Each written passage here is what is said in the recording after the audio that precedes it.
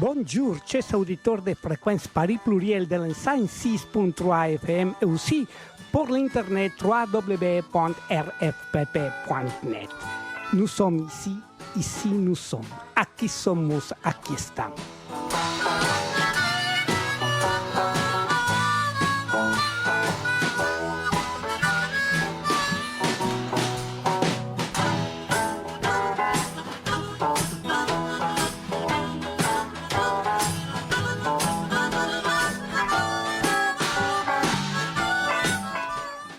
Aquí somos, aquí estamos, una emisión pluricultural, multiétnique, polyglotte depuis Paris pour le monde entier. Es el blues de aquí, es el blues de aquí. FPP Blue, FPP Blue, FPP Blue. It's 106.3 FM, Sunday afternoon. Get it while you can. Come on.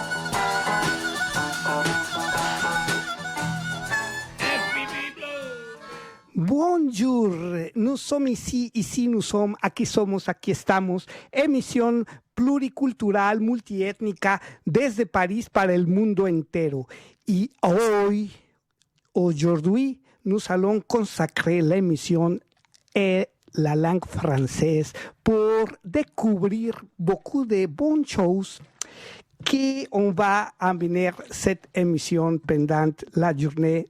Aujourd'hui, le dernier dimanche de ce mois de juillet 2023.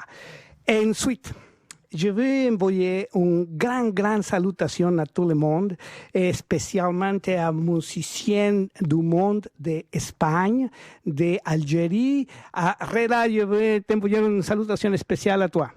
Et cette situation va être très intéressante aujourd'hui. C'est une conversation très intéressante avec une dame très intéressante aussi que nous allons découvrir aujourd'hui.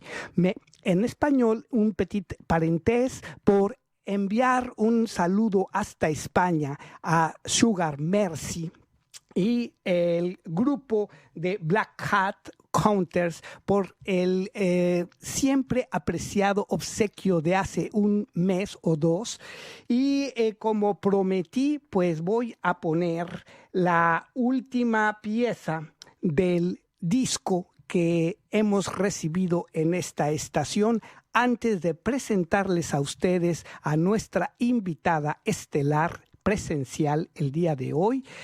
Y pues aprovechar que vamos a estar siendo escuchados en directo hasta el continente africano, Algeria, y también por allá en Senegal y en todos los lugares donde nuestra señal ha llegado, y es decir, también al continente americano, enviándole un saludo a Paco Velázquez, a Montreal, Canadá, y a toda la gente que nos escucha en Mexic Rancho, como llamo yo coloquialmente a nuestro querido México. Bueno, pues que no se diga más. La última selección, How Long Blues, es una composición de Malik Hillary.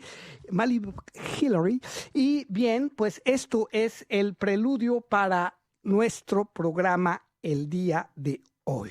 Tell me how long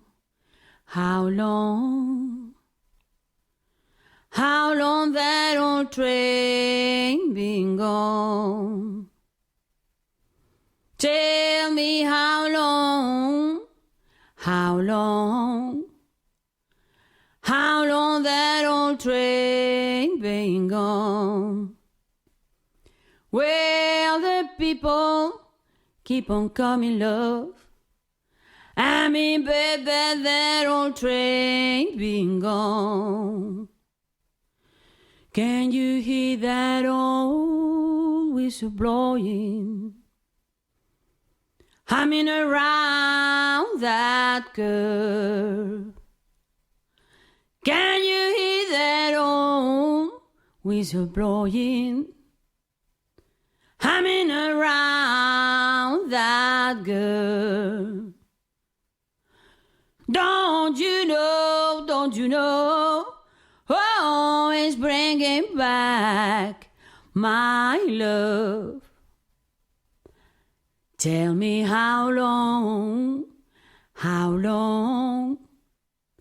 honey, how long that old train been gone? Tell me how long,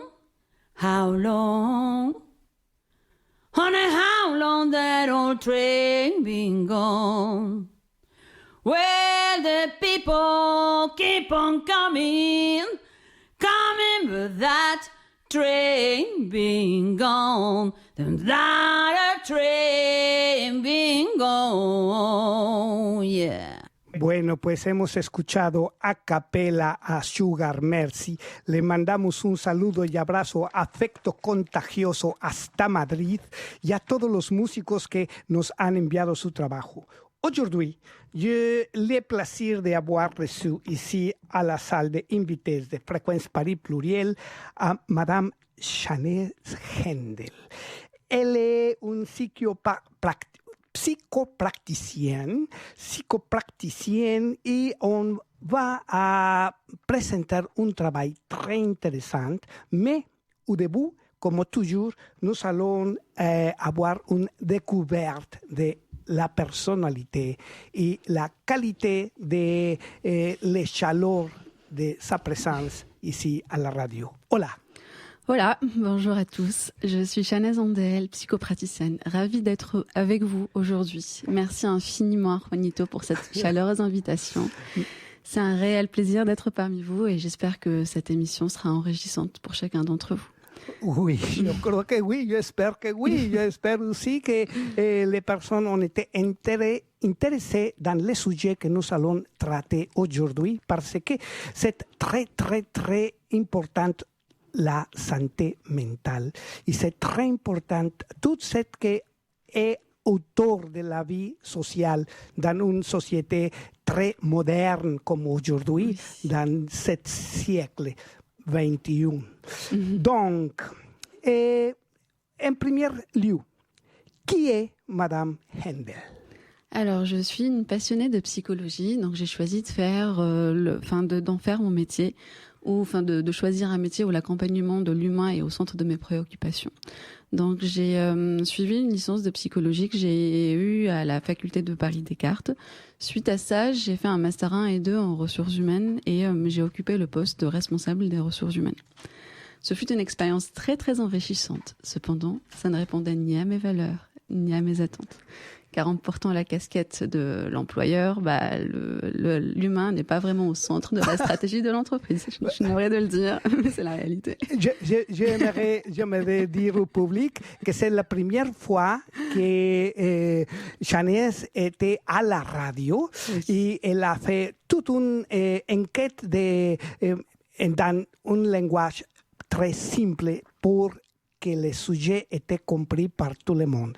Mais au début de ça, c'est que le parcours... Vous êtes d'origine algérienne. Oui.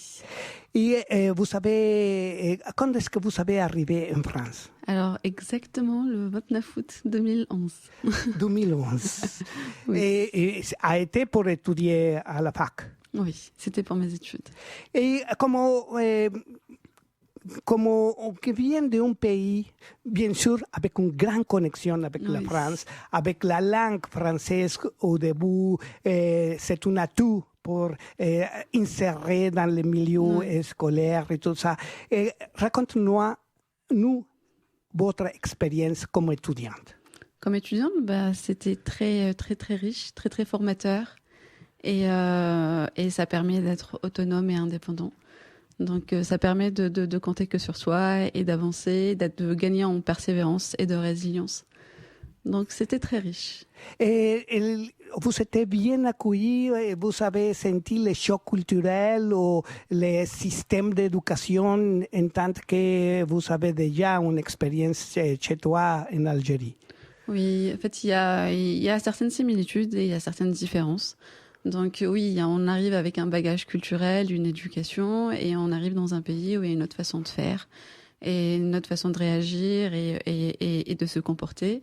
Et voilà, après, c'est une histoire d'intégration, de vouloir ça, de vouloir appartenir et une quête d'identité parce je suis arrivée quelque part un peu jeune. Mais et du coup depuis oui, je dirais pas qu'il y a un choc culturel parce qu'on est hyper imprégné par la culture française. Cependant, il y a certaines similitudes et certaines fois où il faut s'adapter et laisser un peu le bagage de côté. C'est bien. Donc, après de ça, comment est-ce que vous avez choisi ton spécialité? Comme je le disais, j'ai toujours été passionnée par l'humain. Donc, j'avais commencé ma vie estudiantine par une licence de psycho. Par la suite, j'ai été attirée un peu par le monde de l'entreprise. Donc, je m'étais orientée vers les ressources humaines. Mais ça ne répondait pas trop à mes valeurs ni à mes attentes. Et du coup, j'ai décidé de reprendre mes études de médecine, de psychologie en intégrant une école qui est la faculté de psychologie de psychanalyse, qui est en partenariat avec la faculté de Montpellier, où j'ai effectué une formation de 2 ans et pour devenir psychopraticienne. Et depuis, j'exerce en libéral autant que psychopraticienne. Oui. Très, très rapide et très complet, tout ça raconte ton histoire. Mais nous avons tombé dans une situation très, très spéciale. Oui. Et il y a tout un bagage autour de la mot psycho. Oui. Psychoanalyse, psychiatre, tout ça. Et pour bien comprendre, il y a des différences entre la psychologie, la psychiatrie, les psychoanalyses, les psychopratiques et aussi la psychothérapeute. En effet. On compose tout un univers que des fois, il y a beaucoup de gens dédiés à la rame principale, que c'est la psycho, la psyché, c'est l'étude du cerveau humain, de sa comportement. Et vous avez expérimenté l'application au début des ressources humaines. Oui. Ça devient et besoin de comprendre la mécanique laborale, la mécanique de la recherche de l'entreprise. Et je veux dire, qu'est-ce qu'on cherche un entrepreneur quand on a besoin d'un psychologue ou psychothérapeute au niveau de la recherche d'engagement de personnel? Quelle est l'expérience entre faire la chose de l'étude dans l'école et faire la pratique à un champ très, très, très défini comme c'est l'engagement du personnel actif dans l'entreprise? Alors, juste pour reprendre un peu, oui, en effet, il y a une confusion par rapport au titre psychologue, psychopraticien, psychanalyste et psychothérapeute. Pour faire simple et pour que les auditeurs comprennent un peu la différence entre eux. Donc, on va voir le psychologue. Le psychologue, c'est quelqu'un qui a fait un master 2 en psychologie et c'est un titre qui est défini uniquement par les universités. Et l'idée générale, c'est que pour étudier la psychologie, Oui. il a besoin d'étudier la carrière de médecin? Non, ça c'est le psychiatre. Le psychiatre, c'est l'unique médecin qui a fait tout un processus tout le cursus de médecine et avec une spécialisation de psychiatrie. Et dans le monde de la santé mentale, c'est le seul et l'unique qui peut prescrire des médicaments. Ah, ça va. Donc ça, on fait la différence entre psychologue qui n'est pas médecin et psychiatre qui est médecin. Après, nous avons le psychanalyste. Le psychanalyste, c'est un professionnel qui va utiliser la méthode du fameux Sigmund Freud et ses disciples. C'est-à-dire, c'est la personne, le cliché qu'on a par rapport au psy, celui qui va s'allonger sur le divan et il y a à côté de lui le psychanalyste qui va l'analyser. Le psychanalyste, il va travailler majoritairement sur l'inconscient. Donc, il va analyser la personne à travers ses rêves, ses lapsus révélateurs, ses pulsions, ses émotions, etc. Donc, il traite l'inconscient. Et nous avons aussi le psychopraticien. Le psychopraticien, c'est un nom qui regroupe tous les professionnels qui font de la psychothérapie. Et enfin, on arrive au psychothérapeute. Donc, le psychothérapeute, il y a eu une loi en 2009 et un décret en 2010 qui a dédié ce titre uniquement pour les médecins et les psychologues qui ont fait une formation complémentaire. Donc, il n'y a que les médecins, psychiatres et les psychologues avec une formation complémentaire qui peuvent s'appeler à ce jour psychothérapeute. Sinon, tout le reste, c'est bien défini. Donc, il y a là différents courants de psychologie. Oui. Il y a la courante freudienne, et pour un côté lacanienne et tout ça. Et qu'est-ce que signifie ça pour une personne qui ont dit, OK, je me sens que j'ai besoin d'aller à psychologue ou psychiatre, et pourquoi est-ce que je veux aller là? C'est que la différence entre les deux types de pratiques psychologiques. Alors, pour qu'une personne ait le besoin d'aller consulter parce qu'elle se sent pas bien ou qu'elle est en quête d'un meilleur état de bien-être, elle peut s'orienter vers des psychologues, des psychanalystes, des psychopraticiens par exemple.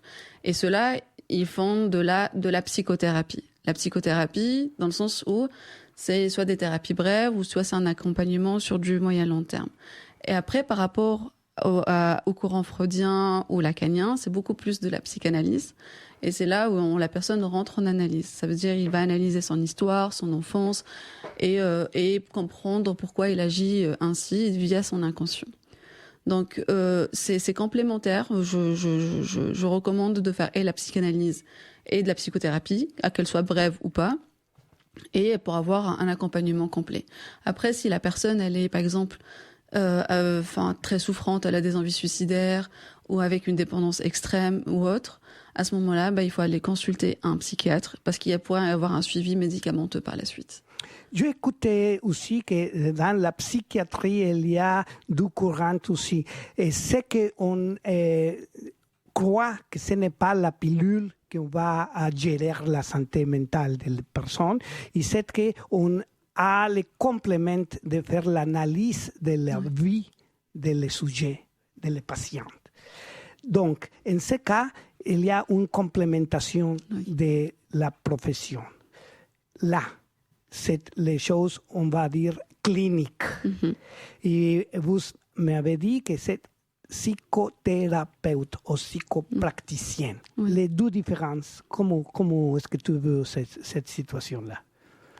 Le psychothérapeute, comme je le disais, c'est soit un médecin, donc il a le droit de donner les médicaments, soit un psychologue. Psychologue parce qu'il est sorti de la fac. C'est un diplôme d'État qui peut faire ça. Donc le psychologue, il est amené à faire les bilans. Par exemple, si la personne, elle est au potentiel, si elle souffre d'un trouble de TDAH, c'est le trouble d'attention, avec hyperactivité ou pas.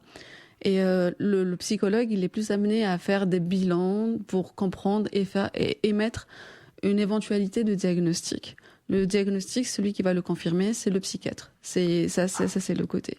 Après, vous avez les psychopraticiens de l'autre côté et les psychanalystes. Ils font pas de diagnostic, ils font juste, ils comprennent, ils font pas de bilan, je veux dire, mais ils font beaucoup plus de la thérapie, qu'elle soit genre de la thérapie cognitivo-comportementale, de la thérapie transactionnelle, de la sophrologie, de l'hypnose. Donc ils accompagnent les personnes dans différents troubles pour les aider à aller mieux. Ça, c'est dire, c'est un travail sur moi-même, sur les patients même, en tant qu'un accompagnement qu'on peut guider la réflexion de sa vie. Oui.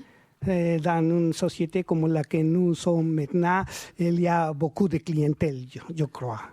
On va appeler ça des patients. Oui. Mais aussi, il y a une chose qui m'attire beaucoup, c'est la définition de normalité. Comment est-ce que nous pourrons établir ce comportement comme normal ou le comportement qui ont besoin d'être plus profond dans l'analyse de la personne ou de la patiente? Alors, j'aime pas donner une définition de la normalité parce que la normalité, elle est hyper subjective. Il n'existe pas. Il n'existe pas pour moi parce que chaque être humain est vraiment unique avec son histoire, sa personnalité, son bagage, son héritage, sa vie, sa vision et sa perception des choses. Donc, on peut pas imposer un seul protocole ou une normalité ou une grille pour dire que cette personne, soit elle rentre dans une case, soit elle est pas normale. Donc pour moi, je ne donnerai aucune définition pour la normalité, elle reste subjective et propre à chacun. Cependant, pour dire que je ne me sens pas bien, j'ai un mal-être, ou il y a des choses qui ne vont pas bien dans ma vie, ou des réactions disproportionnées, ou parfois des troubles psychiques, etc. À ce moment-là, on se dit, il y a quelque chose qui ne va pas bien, on le reconnaît nous-mêmes. Et à ce moment-là, quand on prend conscience, c'est déjà 50% du chemin vers la guérison. Et une fois qu'on ait pris conscience par rapport à ce problème, et là, on peut aller consulter et dire que voilà, j'ai besoin d'aide, d'un accompagnement.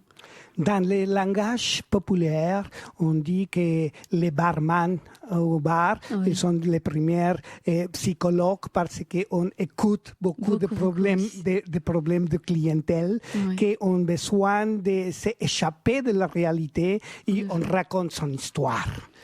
Ça, c'est une chose populaire, mais aussi c'est un travail qu'on a repris certaines assistants sociales. Oui.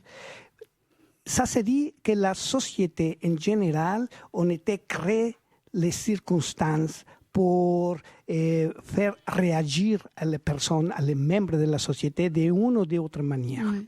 Et comment est-ce que nous pourrons découvrir ou établir quand une personne va à besoin d'être avec le traitement psychologique? Alors, il y a différents stades. Par exemple, on va prendre le stade de la dépendance. S'il a une dépendance extrême et ça ruine sa vie, ou bien parce que il perd le contrôle de sa vie, que la personne, elle va pas du tout bien. Et là, on se dit qu'elle a besoin d'aide. Par exemple, si elle est toxicomane ou autre. Donc là, on se dit qu'elle a besoin d'aide et d'un médecin psychiatre qui va l'aider.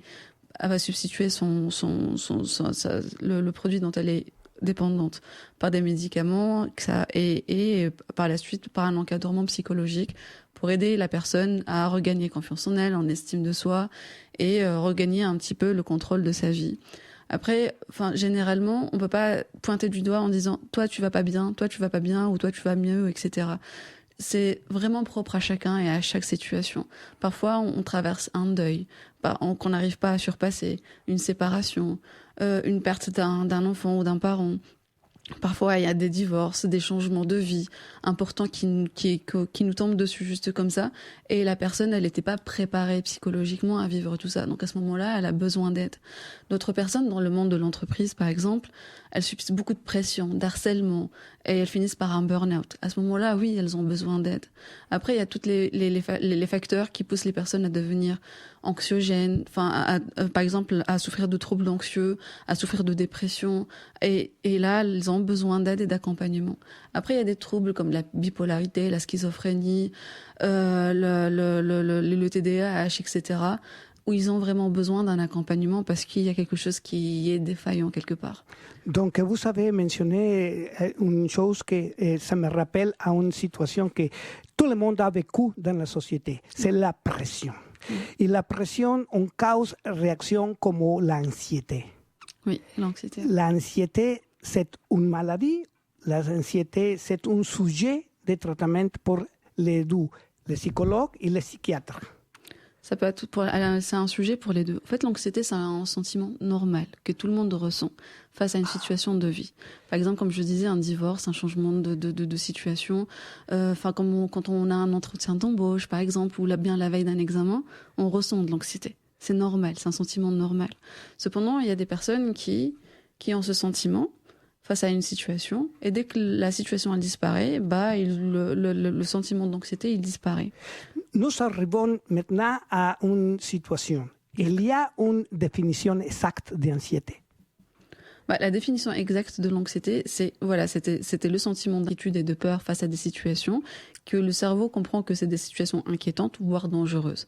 Donc, il génère certains sentiments que la personne va vivre. Soit une personne, elle a un comportement classique, ça veut dire elle va réussir à surmonter cette anxiété-là, soit elle a un fonctionnement anxieux, où cette anxiété, elle va devenir beaucoup plus intense, beaucoup plus entravante dans sa vie, où la personne va perdre le contrôle, et là, ça va générer des troubles d'anxiété.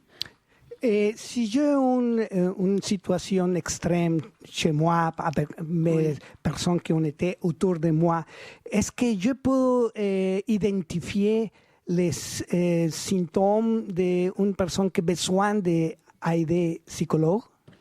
Alors, par rapport à l'anxiété, ça veut dire si, par rapport aux symptômes de l'anxiété, c'est ça la question exactement, si j'ai bien compris? Oui, bien sûr. Donc, par rapport aux symptômes de l'anxiété, je vais juste repartir sur la définition pour qu'on comprenne un peu mieux par rapport à l'anxiété. Donc, comme je disais, on a une situation. Par exemple, un décès ou une perte de travail, un truc comme ça. Il y a une personne normale, entre guillemets, normale.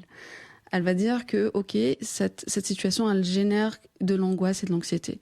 Donc, elle va dire, est-ce que le cerveau, il va comprendre comme quoi c'est ça un problème. Et la personne classique, normale, elle va chercher une solution à un problème. Si elle trouve pas de solution, elle va dire, bon, c'est pas grave, ça va passer. Et du coup, elle va focaliser son attention sur quelque chose d'autre. La personne dite anxieuse, c'est une personne qui va dire, ah, j'ai un problème. Elle va pas chercher la solution, elle va pas essayer de changer, de focaliser son attention. Elle va avoir des pensées négatives, des ruminations, des pensées extrêmement intrusives qui vont tourner dans sa tête non-stop. Et elle va avoir un discours interne négatif. C'est la petite voix à l'intérieur qu'on entend dans notre tête qui est très négative et qui va l'emmener à douter de tout. Et donc, la personne, elle perd un peu ses moyens, elle perd le contrôle parce que l'anxiété, elle devient beaucoup plus intense et elle va pas savoir quoi faire. Et donc, le cerveau, quand il comprend que la personne, elle est anxieuse, il va déclencher un état de dangerosité ou de survie. Et là... C'est comme un mécanisme de défense? C'est pas, je dirais, l'anxiété est un mécanisme de défense dans le sens où le cerveau, il croit que la personne, elle est en danger. Donc, il va développer des symptômes réels. Ça veut dire la somatisation. Et parmi ces symptômes-là, pour répondre à ta question, Juanito, c'est la personne, elle va avoir une accélération du rythme cardiaque, elle va avoir des bouffées de chaleur, parfois des sensations de froid, elle va avoir une crispation où tous ses muscles vont se crisper, parfois elle va avoir de la diarrhée, des vomissements, des nausées, elle va avoir un état de fatigue inexpliqué, pas juste comme ça, ou parfois elle va être amenée à faire des troubles de sommeil, etc. Donc parmi ces symptômes-là, c'est ce qu'on retrouve. Manger de manière compulsive? De manger de manière compulsive. En fait, la personne, elle va chercher le corps, il va chercher à s'exprimer via ces émotions-là. Et après, le cerveau, il va essayer d'y répondre parce que, en fait, c'est un cercle vicieux. La personne, elle se donne des idées, elle cherche toujours à savoir qu'est-ce qui va se passer en imaginant les pires scénarios, en se disant, et si c'est comme ça, et imagine c'est comme ça, etc., etc. Et du coup, le corps, il va comprendre qu'il y a un danger, donc il va s'exprimer via les symptômes qu'on a cités. Et après, il y aura des conséquences par la suite, quoi. Donc, nous sommes dans les champs de la psychiatrie et de la psychologie. Toutes les deux, en fait, c'est complémentaire parce que selon le degré de l'anxiété, on a parfois besoin d'aller voir un psychiatre pour nous donner des anxiolytiques, pour diminuer un peu tous les symptômes. Et parallèlement, on doit se faire accompagner par un psychologue ou un psychopraticien pour comprendre l'anxiété, mieux vivre avec et substituer ces comportements qui sont néfastes pour le corps par d'autres comportements beaucoup plus sains et beaucoup plus opportuns.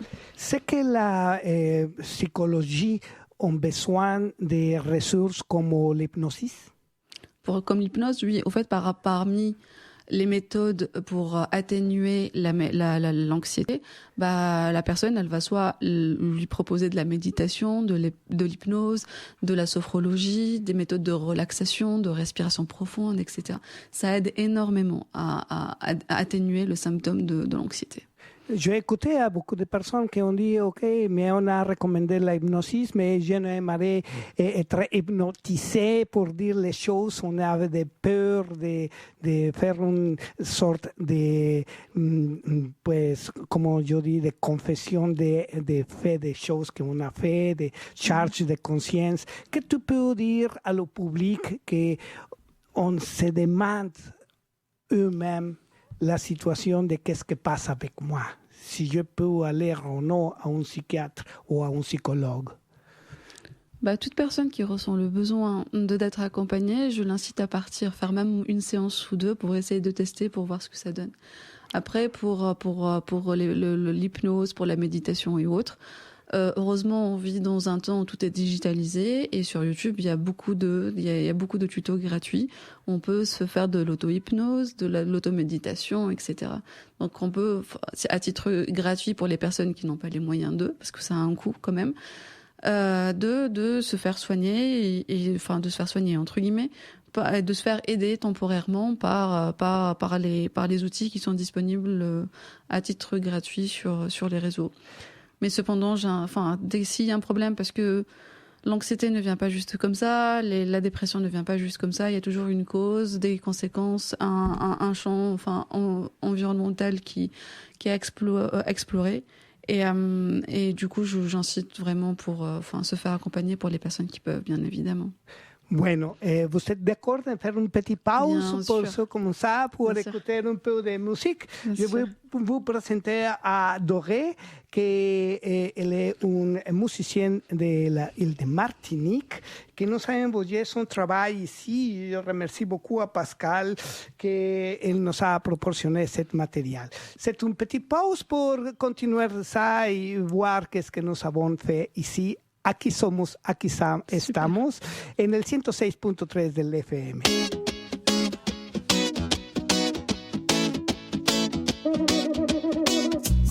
La vie est belle, puis je m'efforce d'y croire. La vie est belle, puis je m'efforce d'y croire. La vie est belle, puis je m'efforce d'y croire. La vie est belle, puis je m'efforce d'y croire.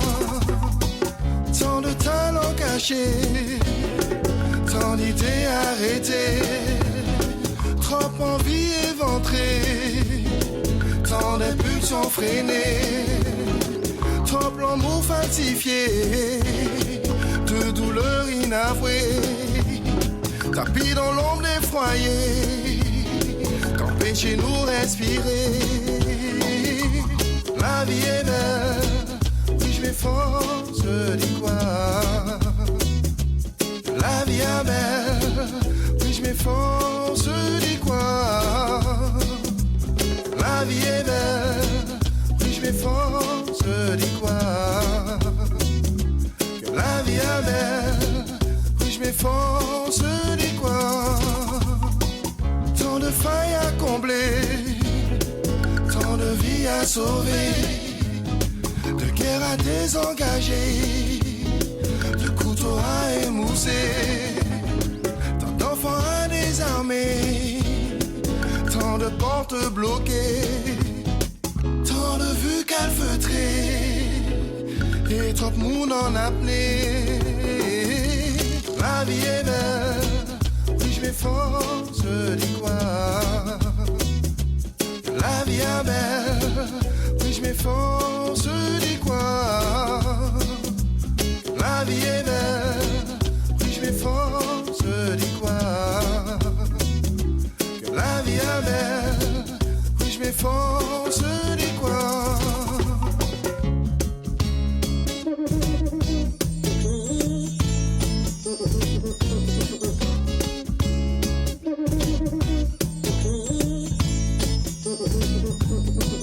Le temps nous est compté, tant de prix à payer, ne m'empêchera pas d'apprécier les bons moments si importants. Fin du monde nous est souvent annoncé par des mages improvisés. Je vis pleinement ma réalité, tout en gardant mon identité. La vie est belle, puis je m'efforce d'y croire. La vie est belle, puis je m'efforce d'y croire. La vie est belle, puis je m'efforce d'y croire. La vie est belle, puis je m'efforce. Dans le langage de l'île de Martinique, la vie est belle, la vie est belle. Et toujours c'est relié à ce que la vie nous offre. Ici, et aussi c'est une possibilité de trouver que c'est la vie tranquille, la normalité, la paix intérieure. Et pour ça, nous sommes avec Chénèse Hendel, psychoprakticienne de l'Algérie, qui habite à Paris depuis très longtemps et qu'elle a un intérêt de mis ce sujet au public en général. Et je crois que si vous avez des questions, vous pourriez appeler à 01 40 05 06 10 directement à la régie de Aquí Somos, Aquí Estamos. Et nous allons continuer. Et nous avons découvert qu'il y a plusieurs des causes de l'anxiété. L'anxiété, on peut dire que c'est une conséquence de notre normalité sociale, qu'on a fait beaucoup de pression et que aussi les facteurs externes comme la situation économique ont cause de l'anxiété à la population. Mais il y a des autres choses de l'anxiété qu'on était dans les cas extrêmes je suis désolé, mais c'est que la caméra doit fonctionner bien. Et qu'est-ce que je dis? Ah, si, oui. C'est les choses traumatiques, grands traumas, qui ont besoin d'être échappés de la réalité. En ce cas, comment est-ce que l'anxiété, on peut sortir de là et comment est-ce que nous pouvons reconnaître que nous avons réussi à supérer cette étape difficile de l'existence? Alors en effet, pour la cause de l'anxiété, il n'y a pas de cause unique, c'est multifactoriel. Ça peut être biologique, ça peut être héréditaire, individuel ou environnemental. Et en effet, par la suite, il y a de l'anxiété qui est générée par un stress permanent ou bien après un traumatisme, par exemple. Pour s'en sortir, au fait, déjà, il faut qu'on détecte qu'on est en train de faire de l'anxiété, qu'on comprenne un peu notre corps. Et pour ce faire, il faut être à l'écoute de son propre corps. Pour comprendre que là, on est en train de perdre le contrôle, qu'on a une tachycardie, qu'on a la boule au ventre, qu'on a des bouffées de chaleur. Parfois, on fait des crises de panique. Et à ce moment-là, il faut accueillir et accepter ce sentiment-là, comme quoi ça ne va pas, comme quoi il y a des choses qui nous échappent. Accepter accepter cette vulnérabilité ne fait pas de nous des personnes faibles, au contraire. Parce que faire semblant comme si de rien n'était, que tout allait bien, alors que notre corps est en alerte totale, il y a une dissonance. Et à ce moment-là, ça engendre l'intensification de l'anxiété. Et du coup, après avoir accueilli et accepté ces sentiments-là, on peut s'autoriser à les exprimer. On peut les exprimer par deux manières. Soit en parler à notre entourage, soit se faire aider, soit pour les personnes qui n'ont pas les moyens, il y a une meilleure thérapie. La meilleure thérapie, c'est l'écriture. Donc la personne, elle peut prendre un carnet et essayer d'extérioriser et de coucher sur papier toutes ses pensées intrusives, négatives, ses peurs, ses craintes, ses projections, son imaginaire anxieux. Vous avez touché une situation très, très délicate. Que ça se dit qu'on avait un avantage si les personnes on avait certain niveau de culture, qu'on connaît écrire et lire, par exemple. Mais nous sommes en France, dans un pays qui accueille beaucoup de réfugiés de tout le monde.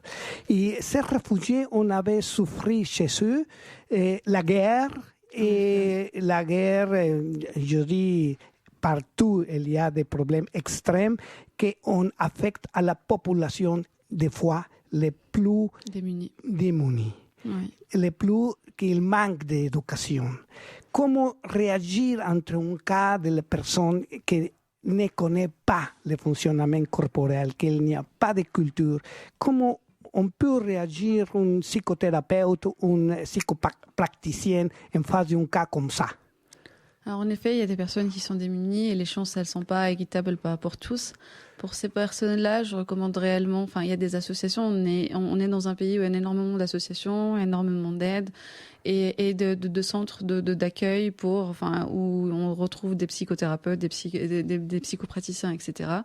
et qui peuvent accompagner à titre gratuit ou avec une aide forfaitaire, etc.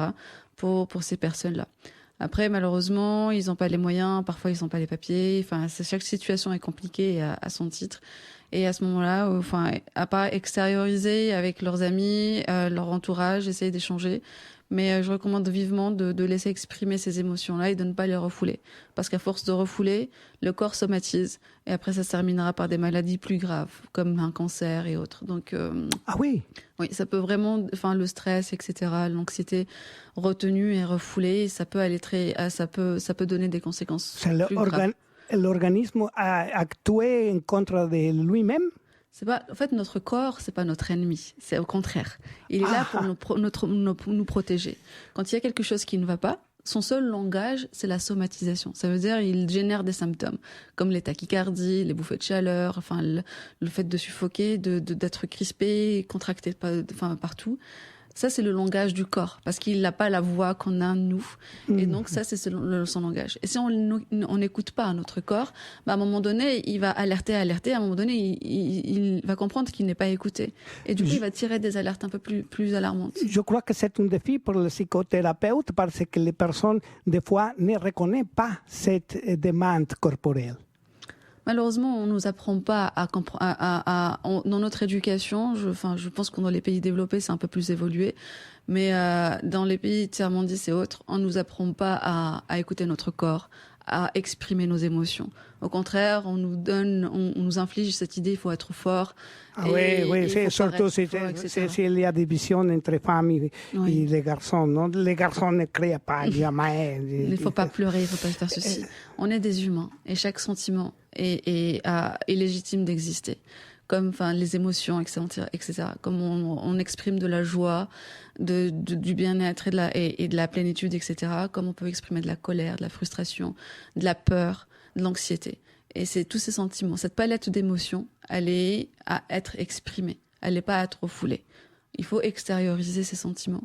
Et par ce biais, c'est soit on parle à notre entourage, soit se parler à soi-même, soit écrire. Ou bien se faire accompagner pour les personnes qui peuvent le faire. Donc, en ce cas, tout le monde a besoin de se connaître à soi-même. Oui.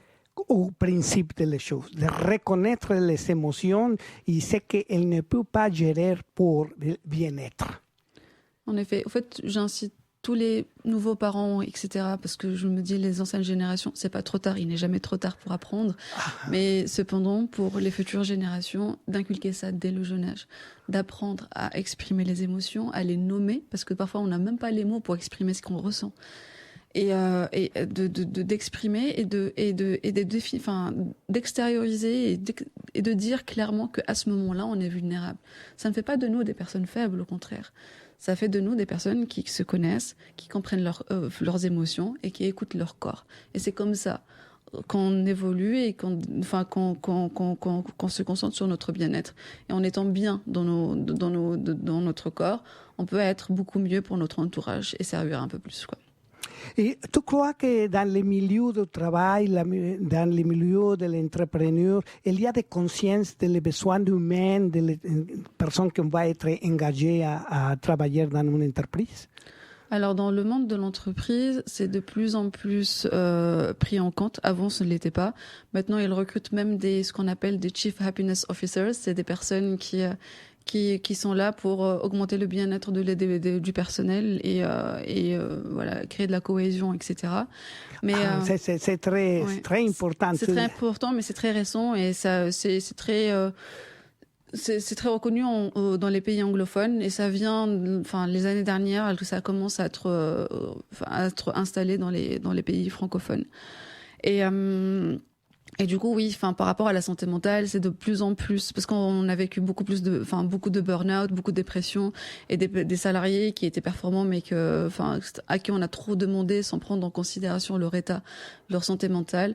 Et je pense qu'il y a une remise en question globale actuellement pour un meilleur accompagnement pour les salariés. Je crois que tout le monde se rend compte qu'il y a plusieurs de personnes fous à la rue, qu'il y a des personnes personne qu'on était en train de parler seul.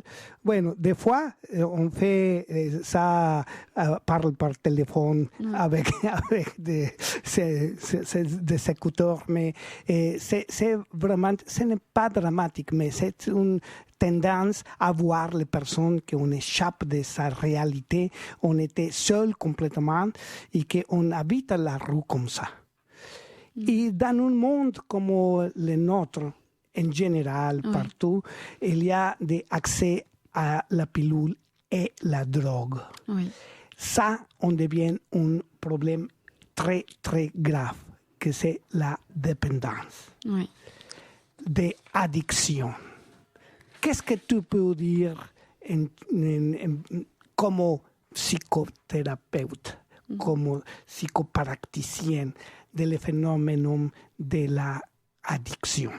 Alors, l'addiction, j'ai choisi une définition qui est très globale et qui explique bien l'addiction, qui est la définition de M. Goodman, qui a été éditée en 1990, et qui dit que l'addiction, c'est un processus par lequel est réalisé un comportement qui peut avoir pour fonction de procurer du plaisir et de soulager un malaise intérieur, et qui se caractérise par l'échec répété de son contrôle et sa persistance en dépit des conséquences négatives. Ça veut dire quoi ? Ça veut dire que l'addiction, c'est un processus évolutif. C'est un processus, ça part parfois de rien, juste un petit verre d'alcool, et après ça se termine par une addiction très complexe. Par exemple, soit on devient alcoolique, après par exemple, si le verre d'alcool c'était de la drogue ou une autre substance, ça peut se déclencher, ça peut se déclencher et ça peut devenir très très très grave par la suite. Par exemple, pourquoi on devient addict ? Pourquoi on devient addict ? Il y a aussi, c'est un multifactoriel, il y a énormément de causes pour. Mais cependant, comme c'était dit dans la définition, l'addiction, elle vient pour soulager un mal-être intérieur, pour un problème qu'on a à l'intérieur. Et du coup, on prend une substance pour atténuer ce mal-être, pour réduire ce sentiment d'anxiété, de souffrance, de problème à l'intérieur. Donc, elle vient pour compenser quelque chose qui ne va pas bien. Et le cerveau, il va comprendre que pour aller mieux, il faut prendre cette substance-là. Donc le cerveau, il va faire un petit raccourci. Pourquoi ? Parce que quand il prend ce verre d'alcool ou cette substance ou cette drogue, le cerveau, il va générer de la dopamine. Et la dopamine, elle va déclencher un système de récompense. C'est-à-dire que la personne va sentir du plaisir, elle va se sentir bien, elle va se sentir contente et tout. Et juste par magie, en prenant cette pilule, en prenant cette drogue ou cet alcool, l'anxiété, le mal-être disparaît. Et donc, le cerveau, il va faire un raccourci très très petit en disant que, ok, cette substance, elle va me générer ce plaisir. Donc, il va juste se dire que pour avoir du plaisir, il me faut cette substance. Et donc, il va générer un autre système, c'est le système de manque. Et dès qu'il va vouloir être bien, se sentir bien, il va réclamer cette substance. Il va réclamer ce psychotrope. Et c'est comme ça que la personne, elle va devenir dépendante et obsédée par ce produit-là, parce que dès qu'elle va se sentir mal, elle va chercher à compenser en prenant la substance. Après, c'est un cercle infernal, et dès qu'on est dedans, c'est très dur de s'en sortir. Les personnes communes, on pense seulement à la drogue traditionnelle, comme la coca, l'héroïne et tout ça, mais il y a des choses qu'on peut créer une dépendance et aussi être malade pour le corps. Par exemple, le sucre. Le sucre, c'est le pire poison. Je crois que c'est le pire poison parce que si j'ai beaucoup de sucre dans mon estomac, je vais devenir diabétique. Si j'ai beaucoup de sucre dans la sang, je vais devenir... Il y a une maladie toujours reliée à la consommation excessive de sucre. Ce n'est pas seulement les drogues. Non, c'est pas seulement les drogues, ça peut même être les jeux vidéo, ça peut être même des comportements. Enfin, il y a d'autres comportements, voilà, enfin les troubles alimentaires, enfin les troubles du comportement alimentaire, etc. Ça, c'est Le cerveau, il essaie de trouver des échappatoires, de trouver des substances qui vont faire du bien.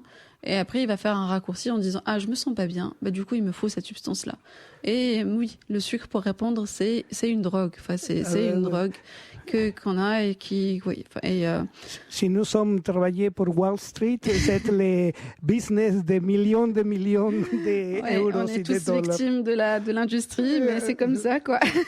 Oui, mais c'est vrai, non? C'est un défi à la science aussi, Oui. c'est un défi à la éthique, à la déontologie des personnes, qu'on doit mesurer la consommation des choses qu'on peut être cause de la maladie mentale finalement. Oui. Non, c'est très ample ce sujet-là. Et dans les champs de la psychologie, dans les champs de la psychopratique, comment est-ce que nous pouvons gérer une personne avec les symptômes de l'addiction? Pas de la drogue ensuite, sinon l'addiction à pas manger, par exemple, qu'on devient à la boulimie, à toute cette Hyperphagie, etc. Exactement. Comment? Alors, comme tu l'as dit, Juanito, il y a deux catégories. Soit les personnes, elles sont droguées, et là, il faut passer par une étape de sevrage. Et là, il faut vraiment avoir une équipe pluridisciplinaire. Et par exemple, les psychiatres, les psychologues, etc., pour être bien entourés, parce qu'il y a une substitution médicamenteuse à la drogue et autres. Donc, c'est un processus à part.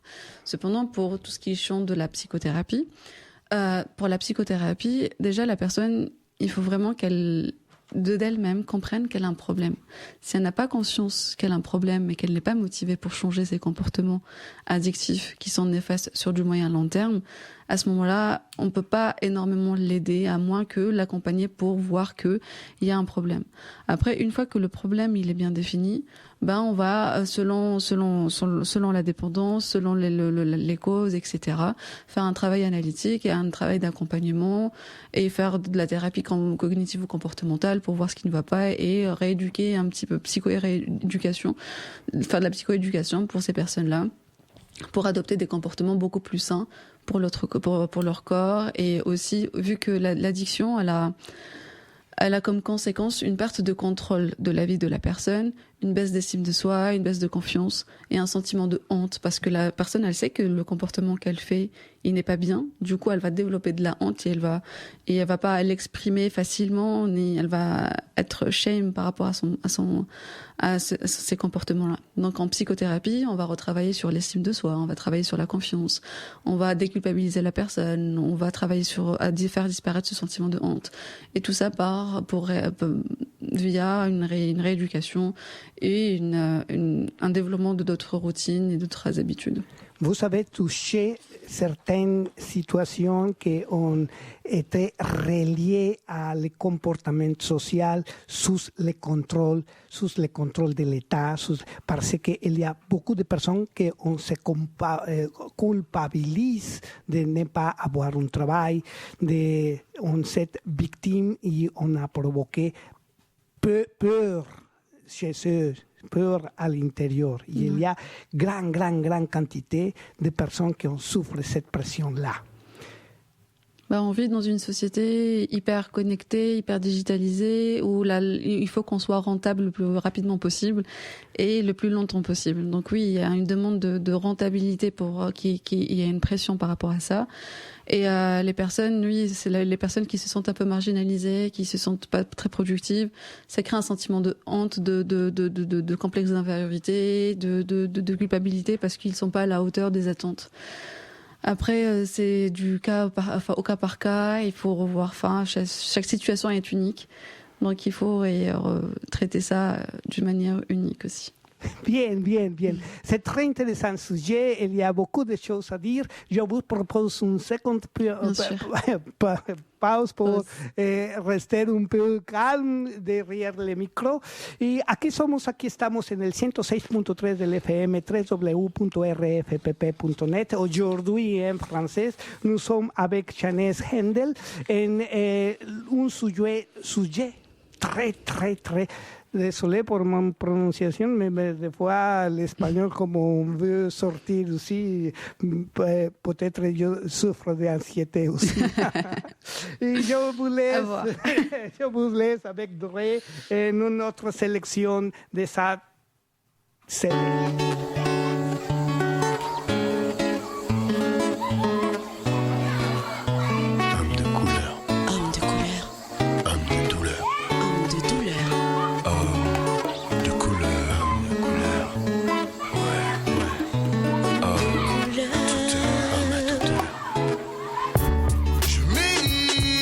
Ces barrières qui m'exaspèrent, ce constant univers n'écrié par de tristes vers.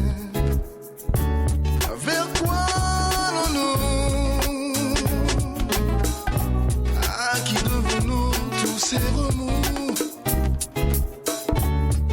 Cherche le coupable, trop souvent hors de nos tables. Homme de couleur, de couleur. Homme à toute heure. Homme de couleur, homme de douleur.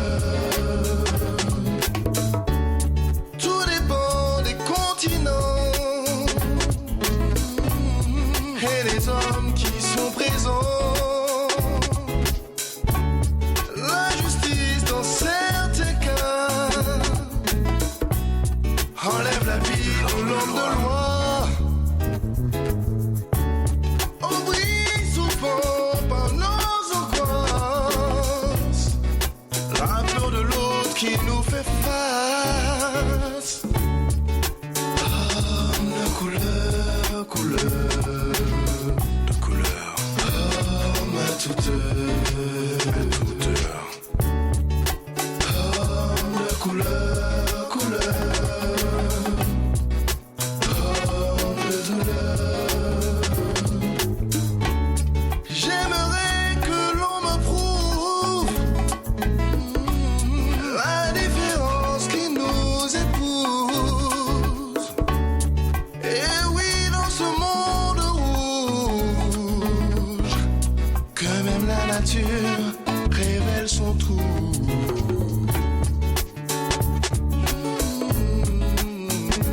Que même la nature révèle son trou. Que même la nature révèle son trou. Homme de couleur, homme de douleur. Homme de douleur, homme de couleur. Homme de couleur, homme à toute heure. Homme de couleur, homme de douleur. Homme de couleur, on est tous hommes de couleur. Homme de douleur, on est tous hommes de douleur.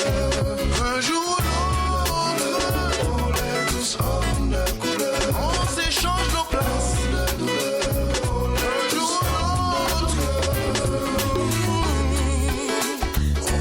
s'échange nos places. On s'échange nos places.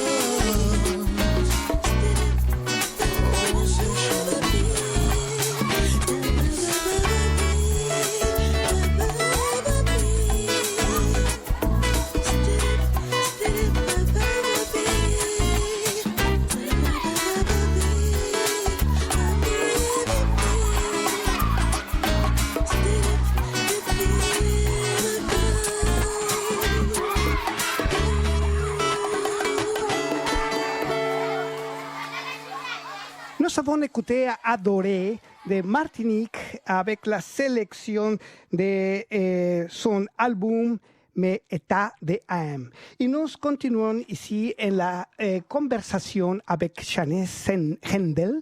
Jeannette Hendel, ou comme on dit les Français, Jeannette Hendel. Oui. Comment est-ce que vous êtes habitué à que on appelle? C'est Jeannette Hendel.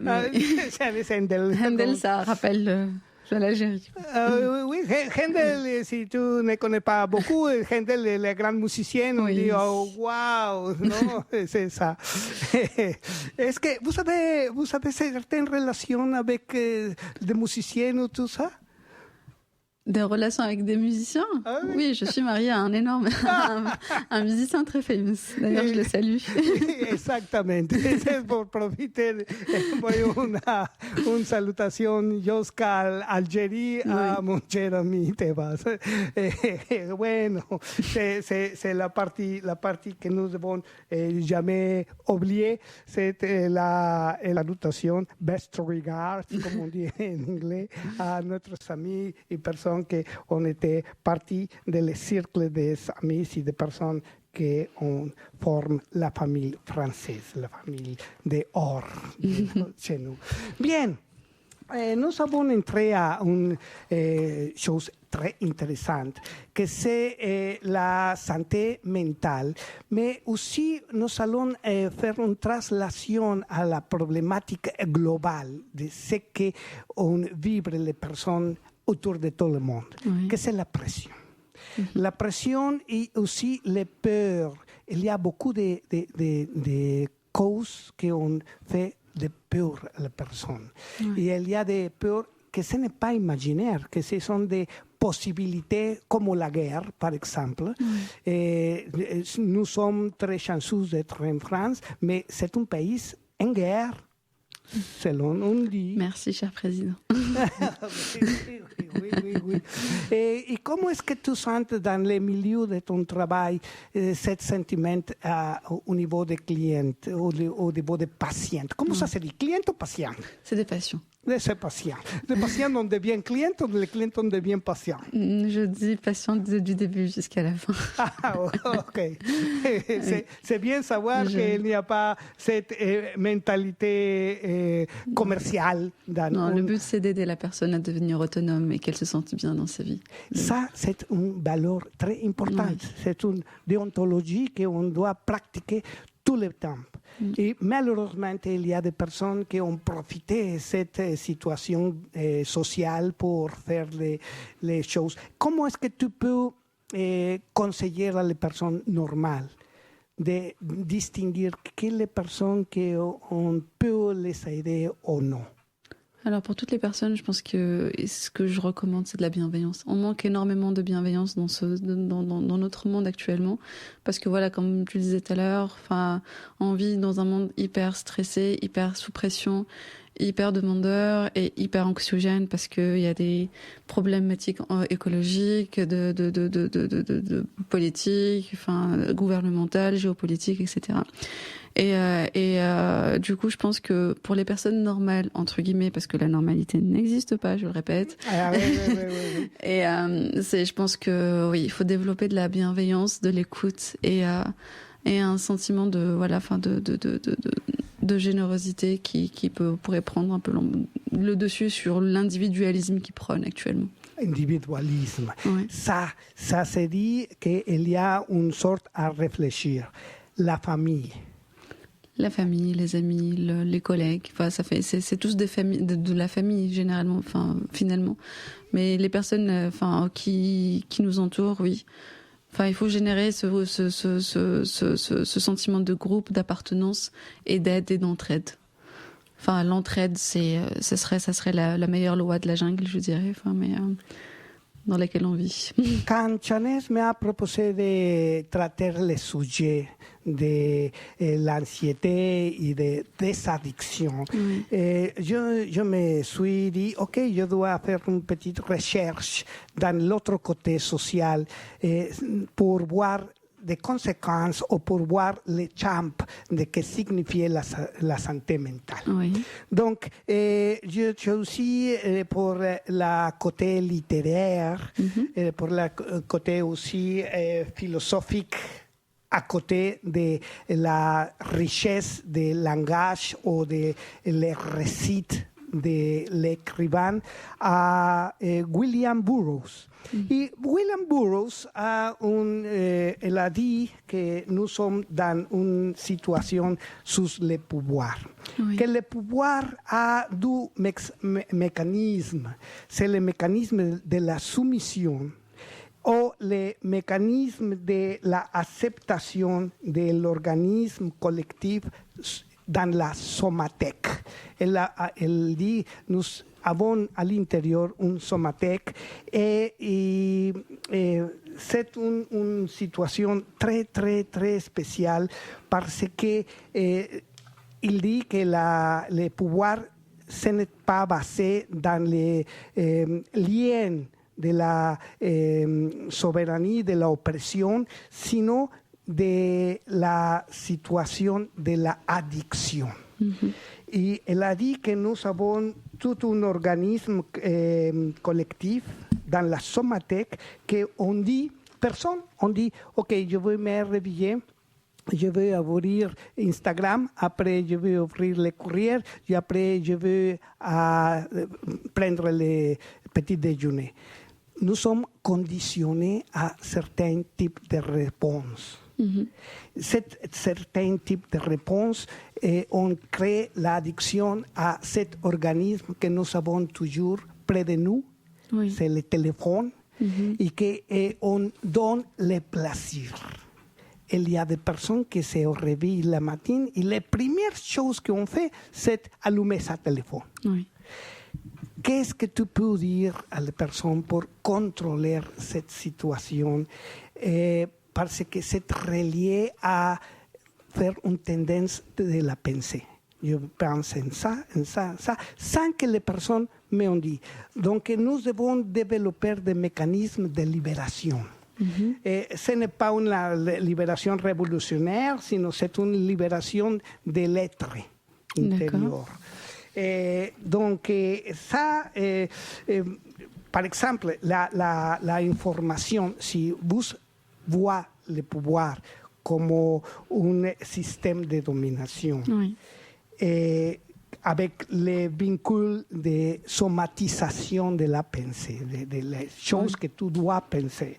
Comment devient l'information, ce n'est pas un moyen de réussir, c'est un moyen de comptage de la manière de penser. Donc, les personnes ont été habituées à être dépendantes oui. de l'appareil.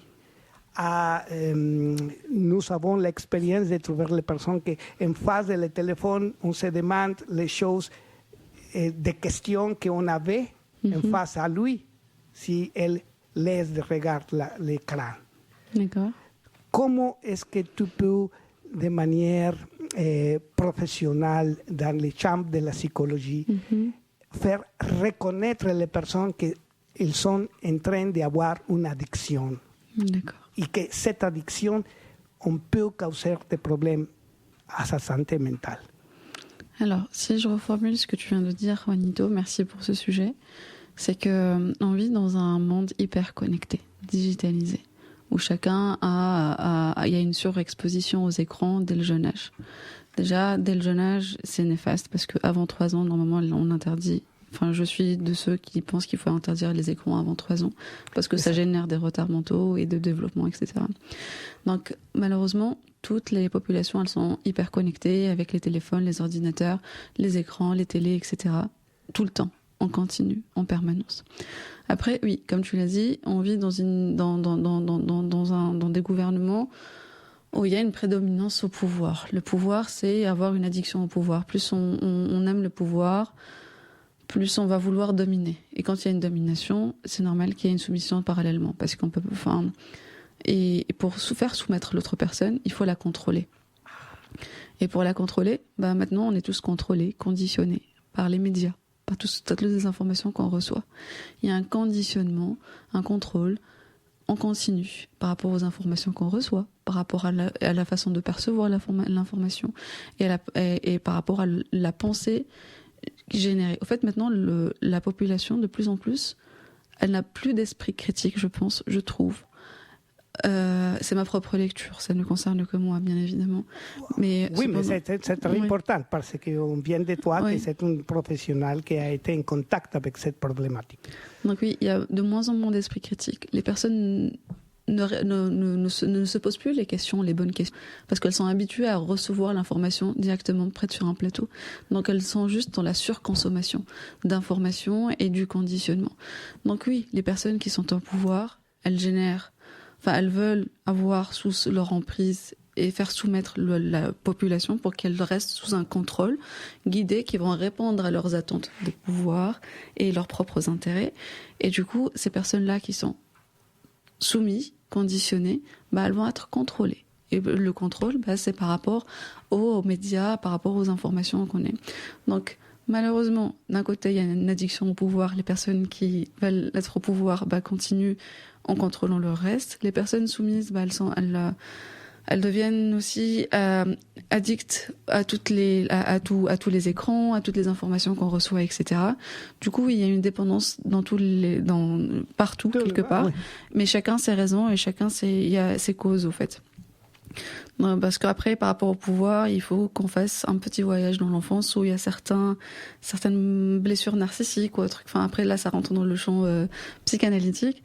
C'est ça la relation. Donc, oui, il faut une certaine analyse pour comprendre le pourquoi du comment et pourquoi cette personne agit de telle manière ou autre. Et pour les personnes, après, pour une dépendance globale, sincèrement, il faut vraiment qu'on soit conscient de nos comportements et de nos agissements, en fait, de notre dépendance. Parce que si on n'est pas conscient, si on est dans une sorte de sphère où tout va bien et tout c'est comme ça et ça ne change pas, on va pas pouvoir agir et on va pas pouvoir changer ça. Mais prendre conscience qu'on est addict, qu'on a des dépendances au téléphone, aux écrans, à l'information qu'on reçoit, qui est généralement erronée, parce que les médias, les mainstream, etc. False news. Voilà, les fake news, etc. Ça, il y a à manger, il y a laisser quoi. Et du coup, par rapport à toute cette dépendance, il faut qu'on prenne conscience qu'on est dépendant. Une fois qu'on prenne conscience, que la personne prenne conscience qu'elle est dépendante, déjà, c'est faire 50% du chemin. Et après, il y a une sorte de sevrage. Tout dépend le degré de dépendance. Et après, je recommande pas un sevrage 100% où aujourd'hui on reste sur notre téléphone 8 heures par jour et le lendemain on décide de lâcher parce qu'en fait une abstinence à 100% d'une manière drastique, ça ne donne à rien sur du moyen long terme. Symptôme d'abstinence. Parce qu'après on retombe, il y a de fortes chances de rechute. Donc pour toute addiction, il faut aller crescendo, écouter son rythme, respecter son rythme et aller petit à petit et voilà, avec de la motivation, de l'envie, des petits objectifs et se féliciter à chaque petit pas. Et après, comme ça, on peut s'en sortir et rétablir de nouvelles habitudes beaucoup plus saines et moins dépendantes. Ça veut dire qu'il n'y a pas une durée spécifique partout qu'on peut appliquer comme la règle générale à tous les patients. Chaque patient est unique. Moi, je refuse de dire « Ah, regardez, cette psychothérapie, elle définit ce protocole, donc il faut l'appliquer à tout le monde. » On ne peut pas appliquer un questionnaire ou un protocole pour tous. On est tous différents, uniques. Chacun sa personnalité, chacun son histoire, chacun son éducation, chacun comment il perçoit les choses. Il y a des personnes beaucoup plus hypersensibles que d'autres. Et là où la perception elle est beaucoup plus amplifiée. Et donc, il faut comprendre l'autre personne, l'analyser et après adapter le protocole pour cette personne-là. Parce que chacun a son rythme. S'il y a des personnes qui vont aller très très vite, d'autres, il leur faut beaucoup beaucoup de temps. Donc pour toute thérapie, pour tout travail sur soi, pour tout développement personnel, il faut respecter son corps et son rythme. Parce qu'on est tous uniques, ça prend du temps. Parfois ça va prendre 2-3 mois, pour d'autres personnes ça va prendre 5-6 ans. Après, tout travail sur soi, c'est toute la vie au fait. Ah oui, bien sûr. On évolue, on évolue d'une manière continue et jusqu'à notre dernier souffle. Le jour où on va arrêter de travailler sur soi, je pense que ce sera le jour où on arrête d'évoluer et quelque part on se laisse mourir. Je dis, c'est une blague, mais c'est une blague figurative. Je dis que nous devons être comme notre nez ou comme notre oreille, que jamais on arrête de grandir jusqu'à la mort, non? Et après la mort de la nez et des oreilles, on continue en train de grandir. Excellente schématisation, j'adore. Merci. C'est vrai, non? C'est que tout le monde connaît, non? Oui. Et c'est pour ça que je crois que c'est la fabule. On dit, mais pourquoi est-ce que vous avez les oreilles très grandes à une personne âgée? Ouais, bah voilà. Il faut faire ce parallèle. Tant que le nez grandit, tant que l'évolution, elle doit être en cours. Bien. Y bueno, Chanel Handel. C'est très, très curieux pour moi, toujours trouver ici la prononciation de l'H mieux. Et des fois, ça m'attire beaucoup en français parce que tout le monde, on dit Haussmann. Oui. Mais tout le monde, on dit hot dog. On jouait hockey, mais disent non, ok, harp. So, comment est-ce que le public te peut contacter pour les services professionnels de la psychothérapeute? Alors, j'ai un site internet, c'est chanezpsy.com. Chanez, c'est CHANEZ psy.com, APSY.com, du coup. Et sinon, je suis sur les réseaux sociaux également. Enfin, je fais quelques vidéos sur Instagram, par exemple. Et là, c'est @chanez-8psy. Et du coup, je reste accessible. Il y a, même vous tapez mon nom et prénom Chanez Handel sur Google, bah, vous allez me voir ma fiche. Et il y a mon numéro de téléphone, mon site internet, et je suis joignable directement. Et est-ce que vous savez de certaines... Vous m'avez dit que vous savez posséder de YouTube aussi? YouTube aussi, oui. YouTube aussi, des vidéos. C'est pour faire une orientation générale de ce qu'est la psychothérapeute? Alors, par rapport aux vidéos que je fais, c'est au fait, j'essaye de vulgariser un petit peu la psychologie, dans le sens de la simplifier pour qu'elle soit accessible à tous. Après, j'ai conscience que certaines personnes n'ont pas accès à ces soins. Par exemple, si je prends l'Algérie, mon pays natal, bah, les personnes n'ont pas les moyens. Et donc, j'ai essayé de simplifier certains schémas de pensée, certaines problématiques, pour que les personnes prennent conscience. Et je leur donne des outils à titre gratuit pour essayer de les aider et voilà, de se sentir un peu mieux et de travailler sur soi. C'est la campagne de la lutte de la santé mentale. Si je puis dire, oui. Oui, c'est ce que j'imagine, non? Mais non, le but, c'est un travail. C'est un travail. C'est un travail, mais le but, c'est de partager, d'aider et voilà, enfin d'aider vraiment à une grande échelle et pas juste aux patients qui peuvent venir et qui peuvent se permettre. Donc voilà, c'est l'une de mes valeurs, c'est un partage en continu et c'est de pouvoir aider l'autre. Chanez, oui. Quelque chose que tu veux dire pour finir ta participation aujourd'hui ici, pour première fois public, pour première fois que Chanez est en face du micro de la radio, et je crois qu'elle s'est développée très super bien. Merci beaucoup. Bah, merci à tous nos auditeurs et auditrices. Merci à toi, Juanito. C'était une belle opportunité d'être là. Et notre échange a été très, très riche. Et je te remercie infiniment. Et je remercie tout particulièrement mon mari qui, grâce à lui, je suis là. Donc, merci à toi. Oui. Et le bonjour à toute la famille. Elle faudrait dire qu'elle ne peut pas être ici pour jouer la musique parce qu'elle était en train de travailler en Algérie maintenant. Non, elle est partie en vacances voir sa famille. Il est au soleil. Ok, vous allez profiter du soleil aujourd'hui parce que nous sommes chanceux. Hier et avant-hier a été la pluie très constantement ici à Paris, mais ok, c'est ça. Et je te remercie beaucoup. C'est moi qui te remercie. Beaucoup. Et ce n'est pas la première fois, ni la unique, que tu peux approcher ici à Fréquence Paris Pluriel, à cette émission. J'espère, merci beaucoup. Parce que la réaction du public, des fois, on prend sa temps pour dire « Ah, je suis intéressé » ou « Je répète l'émission » et tout ça. Merci beaucoup. C'est moi qui te remercie infiniment. Y bien, pues nosotros continuamos con una canción que nos va a dar pie para entrar a la sección de Contes y Poèmes pour tous con Sophie Velasco.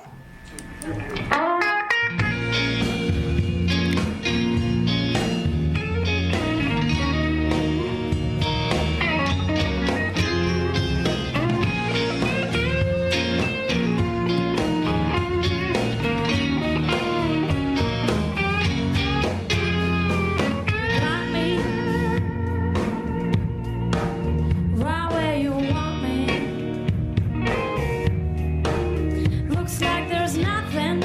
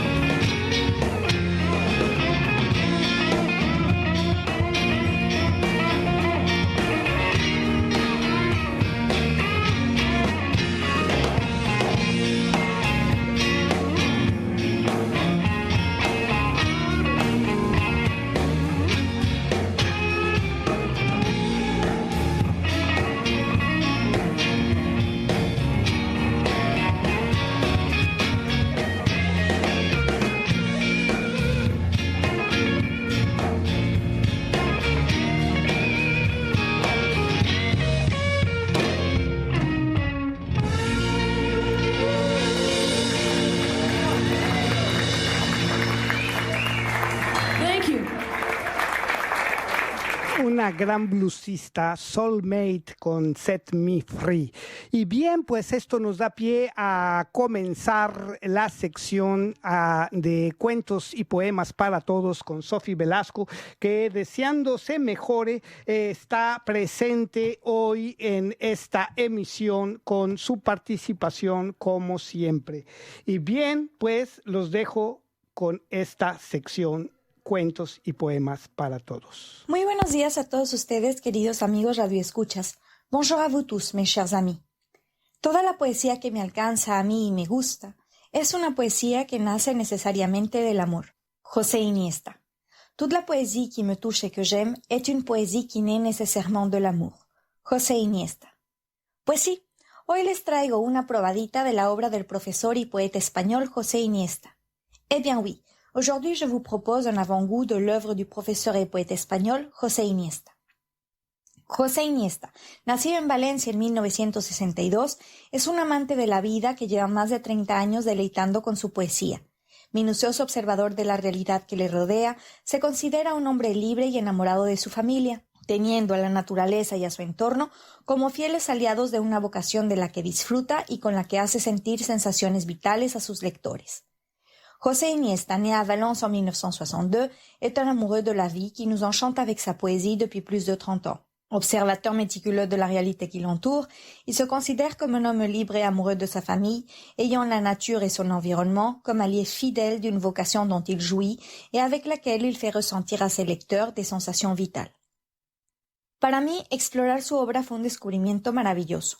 Les cuento que ha publicado varios libros como Del tiempo y sus castigos, 5 poemas, Arder en el cántico, que obtuvo el premio Vicente Gaos, Bajo el sol de mis días, que obtuvo el premio Ciudad de Badajoz, y Tu vida de golpe, Las razones del viento, El eje de la luz, Llegar a casa, Cantar de la vida, La plenitud descalza, De fuegos y jazmines, y la verdad, todos me encantan. Pour moi, explorer son œuvre fut une merveilleuse découverte. Permettez-moi vous dire qu'il a publié plusieurs livres tels que Du temps et des châtiments, 5 poèmes, Brûler en chanson, qui a remporté le prix Vincent Gaos, Sous le soleil de mes jours, qui a remporté le prix Ciudad de Badajoz, Et ta vie soudaine, Les raisons du vent, L'axe de la lumière, Arrivé à la maison, Chant de la vie, La plénitude pieds nus, De feu et de jasmin, et à vrai dire, je les aime tous. Con una destreza expresiva y una profundidad admirables, en su obra se siente claramente su entusiasmo por vivir libre. Para él, la buena poesía se hace cuando se está encadenado a la vida, pero en libertad, de modo a poder cantar de verdad las emociones. D'une habileté expressive et d'une profondeur admirable, son enthousiasme pour vivre en toute liberté se ressent clairement dans son œuvre. Pour lui, la bonne poésie se fait quand on tient à la vie, mais tout en restant libre, afin de pouvoir vraiment chanter les émotions. Su obra poética se basa en la escritura como refugio o alivio, siendo su poesía un viaje a lo profundo de la vida a la que él le canta. Esa vida con sus facetas varias, su sensualidad, sus momentos de pesimismo y de alegría, sus realidades y sus misterios. Son œuvre poétique se fonde sur l'écriture comme refuge ou soulagement, sa poésie étant un voyage dans les profondeurs de la vie pour laquelle il chante. Cette vie, avec ses différentes facettes, sa sensualité, ses moments de pessimisme et de joie, ses réalités et ses mystères. Lírico en la atención a los detalles, José Iniesta domina la expresión poética con brillantez, con luz, con un sentir hondo, naciente de lo sencillo y lo humano. Lyrique dans le souci du détail, José Iniesta maîtrise l'expression poétique avec brio, avec légèreté, avec un sentiment profond émergeant du simple et de l'humain.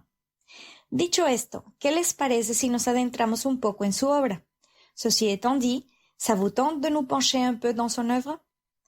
Comencemos con el primer poema en español. Commençons avec le premier poème en español. Viaje al final de la noche, de José Iniesta. ¿Qué importa, moradores, que al final se diluya la noche sin nosotros con temor y temblor de luz amanecida? Hay algo más enorme en el ahora que la lenta expresión del universo. Un hombre meditando en una silla el misterio de ser, materia y tiempo, allí donde el amor se extiende y canta. Y colorín colorado, este poema ha terminado.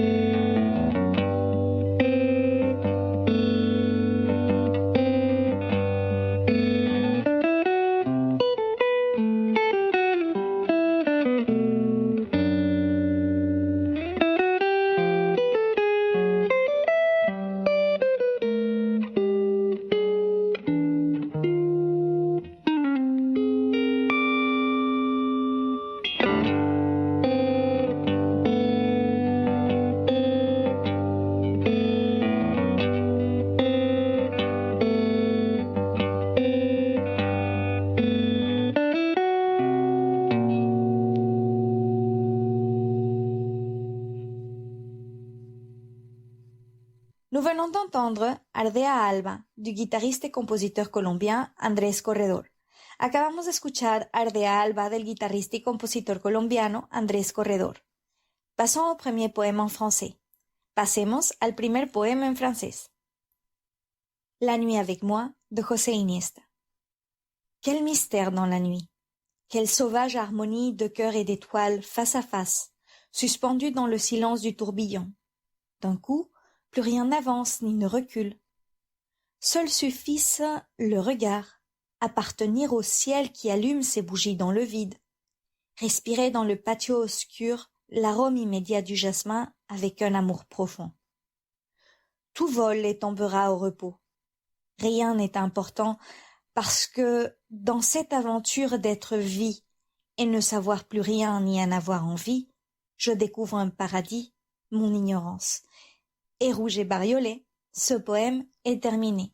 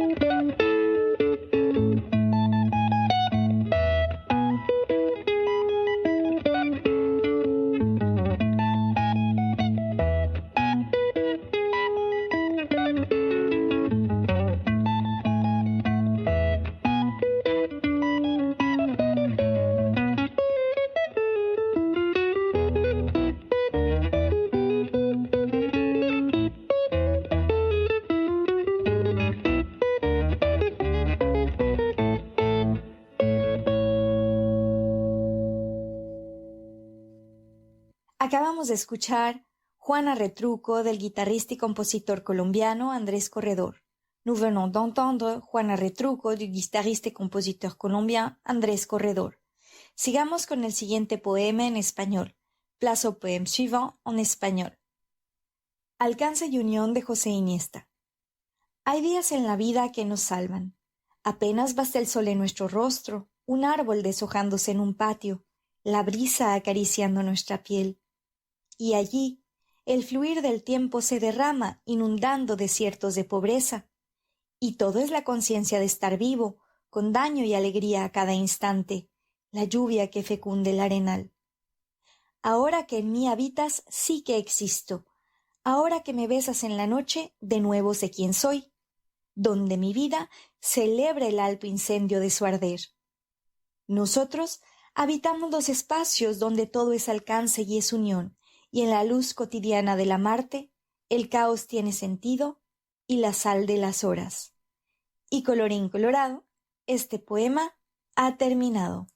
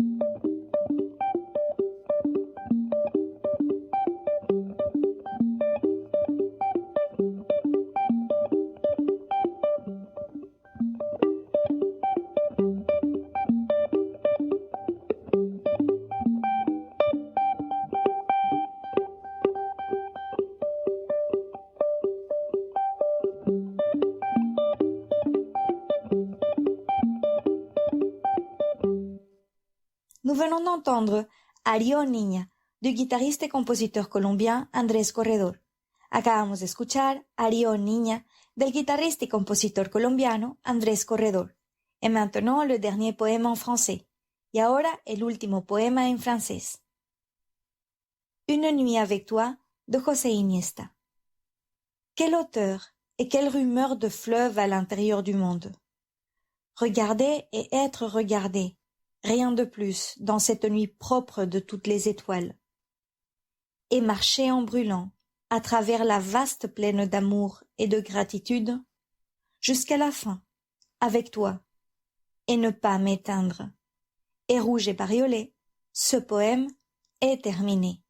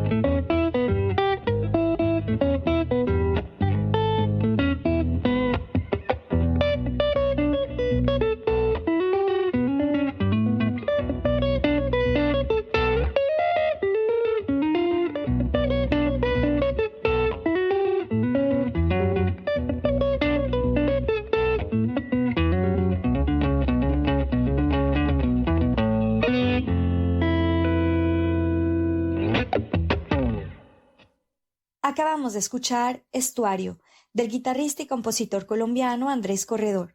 Nous venons d'entendre Estuario, du guitarrista y compositor colombien Andrés Corredor. Bueno, hoy es un día de descubrimientos, y es que a Andrés Corredor realmente lo encontré mientras preparaba este programa. Sorprendida por la calidad de su trabajo y los sonidos de su guitarra, fue que lo contacté y muy amablemente me autorizó el uso de su música para esta ocasión, por lo que le agradezco infinitamente. Eh bien, aujourd'hui, c'est la journée de découverte, car au fait, Andrés Corredor, je l'ai trouvé lors de la préparation de cette émission. Surprise par la qualité de son travail et les sonorités de sa guitare, je l'ai contacté et il m'a très gentiment autorisé à utiliser sa musique pour cette occasion, raison pour laquelle je tiens à le remercier. Pero déjenme les cuento un poquito sobre él. Mais laissez-moi vous parler un peu de lui. Guitarrista colombiano, bogotano para ser exacta, Andrés Corredor comenzó como autodidacta desde los 13 años. A través de la escuela se vio fuertemente influenciado por el rock, el blues, comenzando a estudiar jazz y música folclórica colombiana en la universidad. Así completó entonces el imaginario que inspira su forma de tocar y de componer. Guitariste colombien originaire de Bogotá, pour être un peu plus précise, Andrés Corredor a débuté en autodidacte à l'âge de 13 ans. Pendant ses études, il a été fortement influencé par le rock et le blues, commençant à étudier le jazz et la musique folklorique colombienne à l'université. Ce fut ainsi qu'il compléta l'imaginaire qui inspira sa façon de jouer et de composer. Actualmente trabaja en sus propios proyectos como Corredor Cuarteto y sus solos de guitarra más percusión. La magia de su música está en ser jazz con sabor a su natal Colombia, o como él dice, con sabor a mote, ajiaco y chonta, platillos típicos con los que hace alusión a las diversas regiones de su país en las que hasta ahora ha encontrado influencia. Il travaille actuellement sur ses propres projets tels que Corredor Cuarteto et ses solos de guitare plus percussion. La magie de sa musique réside dans le fait d'être du jazz avec les saveurs de sa Colombie natale, ou comme il le dit lui-même, avec la saveur du mote, de l'ajiaco et de la chonta, des plats typiques avec lesquels il fait allusion aux différentes régions de son pays qui l'ont jusqu'ici influencé. Las 4 canciones de hoy son de su disco de guitarra sola, Umbral. Y sí, acabamos de escuchar 4 canciones que son solos de guitarra eléctrica. Génial, ¿no? Les 4 chansons d'aujourd'hui sont extraites de son album de guitare solo, Umbral. Et oui, nous venons d'entendre 4 chansons qui sont des solos de guitare électrique. Genial, n'est-ce pas? Dicho esto, no me queda más que invitarlos a seguir y escuchar su trabajo en las diferentes plataformas. Ceci étant dit, je ne peux que vous inviter à le suivre et écouter son travail sur les différentes plateformes. Lamentablemente ha llegado el momento de despedirnos. Gracias por haberme permitido compartir con ustedes un poco del trabajo de estos grandes artistas. Malheureusement, le moment est venu de se dire au revoir. Merci de m'avoir permis de partager avec vous une petite partie du travail de ces grands artistes. Ahora bien, sigamos los consejos de Iniesta. Así entonces nos invito a conversar cada noche con la vida hasta que llegue el alba, y a que no nos olvidemos de podar los árboles de la razón, para que, como él nos dice, de súbito nos lleguen claridades. Maintenant, suivons les conseils d'Iniesta. Je nous invite alors à discuter toutes les nuits avec la vie et ce jusqu'à l'aube, et à ne pas oublier de tailler les arbres de la raison pour que, comme il le dit, soudain des clartés nous viennent. Los dejo con un saludo y un pedacito de Alice in Wonderland de Andrés Corredor. Je vous laisse avec un petit mot et un petit morceau de Alice in Wonderland d'Andrés Corredor. Hasta la próxima. A la prochaine. Un saludo para quienes escuchan la sección Cuentos para Todos del programa Aquí Somos, Aquí Estamos. Soy Andrés Corredor desde Colombia y han estado escuchando apartes de un disco que grabé hace algunos años titulado Umbral. Espero que lo estén disfrutando. Si quieren conocer algo más de mi trabajo o de mi música, pueden buscarme en redes sociales como Andrés Corredor Music. Recientemente lancé un par de sencillos y estoy próximo a publicar un disco con un proyecto que se llama Andrés Corredor Chroma Trio. Si quieren conocer un poco más, pueden buscarnos en plataformas de streaming. Gracias a Sofía por el espacio y por interesarse en mi trabajo.